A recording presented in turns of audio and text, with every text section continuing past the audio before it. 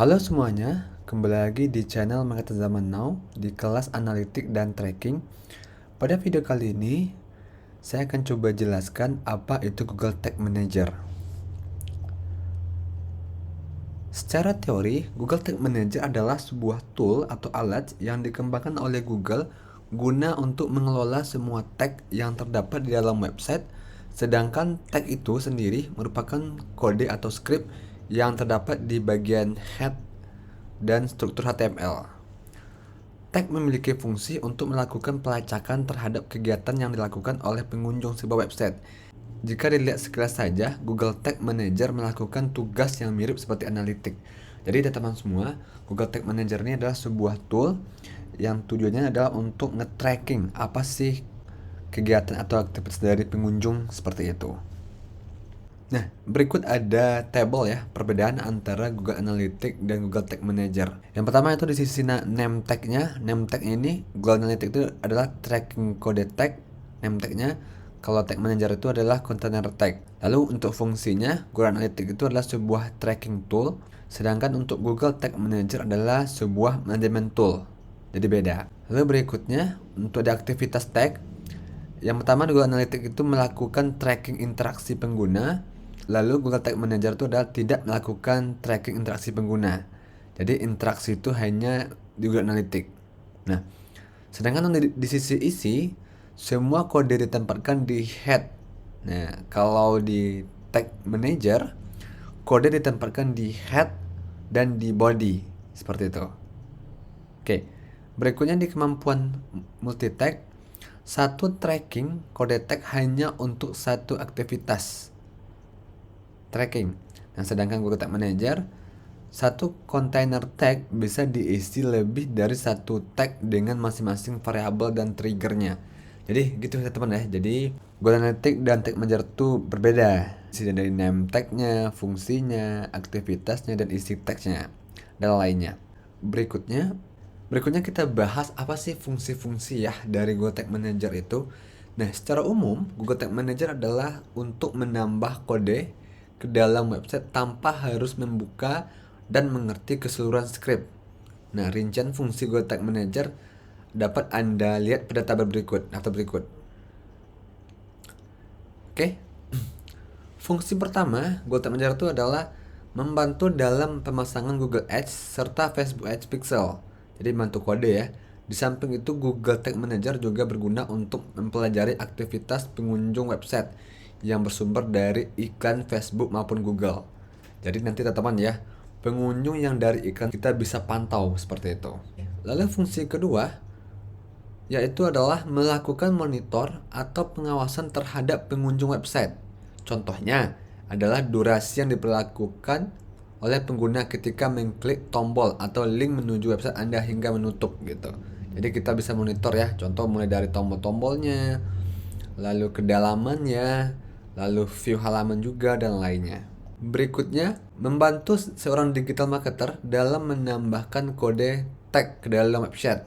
Nah, hal ini memotong rantai kerja dalam sebuah organisasi sebab developer tidak menerima request dari digital marketer lagi. Proses kerja pun menjadi lebih efisien. Manfaat keempat adalah, mempermudah tracking website bagi pemilik situs tanpa harus merekrut developer khusus untuk menangani hal ini. Jadi programmer itu nggak harus menyiapkan script lagi gitu untuk trackingnya. Seperti itu teman-teman ya. Oke, itu fungsi-fungsi dari Google Tag Manager. Nah, selanjutnya kita bahas apa sih yang akan nanti di praktek kita tracking. Yang pertama kita tracking nanti kunjungan halaman. Nah, itu nanti seperti apa. Lalu kita tracking klik tombol halaman. Lalu berikutnya kita tracking remarketing Google Ads. Dan terakhir coba kita bahas nanti tracking kedalaman scroll. Berikut juga teman-teman ya, ada istilah-istilah penting gitu di Google Tag Manager. Yang pertama Google Tag Manager Account.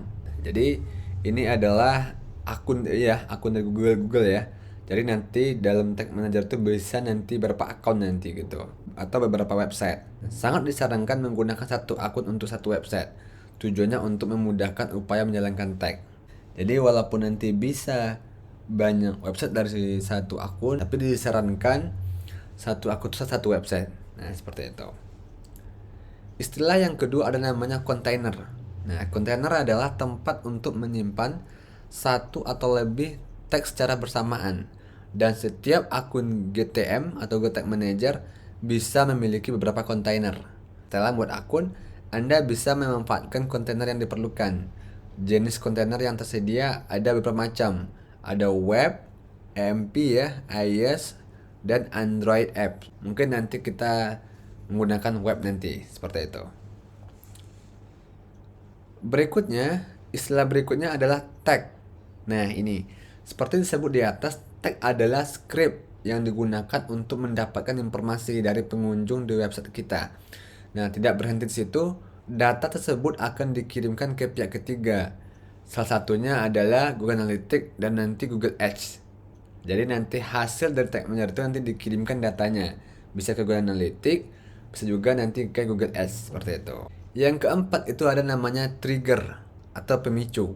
Nah, setiap tag akan memiliki setidaknya satu trigger yang akan memintanya melakukan sesuatu secara spesifik.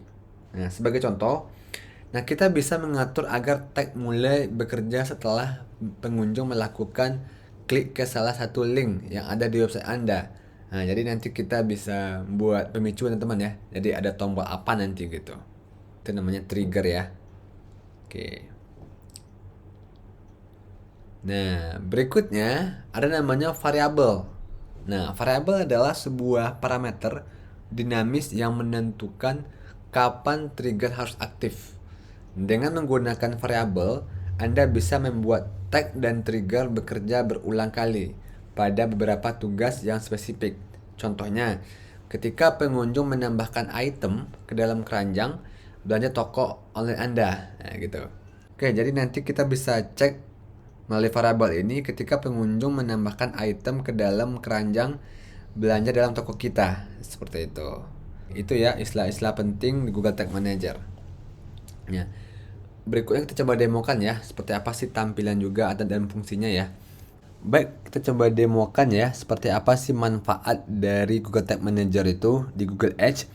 Nah, di Google Ads itu sendiri manfaatnya itu adalah sebagai tracking teman-teman semua. Tracking apa nih? Contoh di sini. Nah, ini kunjungan halaman ini di sini ada tracking ya. Tanggal 1 Maret ya. Kunjungan halaman itu ada 75 kali. Nah, ini dihitung oleh Google Tag Manager seperti itu trackingnya. Nah, berikut lagi ada lagi namanya kunjungan ke WhatsApp seperti ini. Lihat konversi seperti ini. Lalu di sini ada WA Live. Nah, jadi ini ada yang klik WhatsApp itu ada 3. Nah, ini juga dilakukan oleh Google Tag Manager seperti itu, dihitung. Nah, untuk bikinnya di mana nanti kita masuk ke sasaran seperti ini. Lalu kita masuk ke ringkasan. Nah, ini nih data konversinya. Ada web apps sell di sini ya. Lalu ada WA Live segala macam. Nah, ini udah ngitung data ya. Ada kunjungan halaman juga. Nah, ini nanti kita coba praktek nanti habis ini. Ya, untuk tampilan Tag Managernya seperti ini. Tag Manager ya. Lalu Tag Manager seperti ini. Nah, ini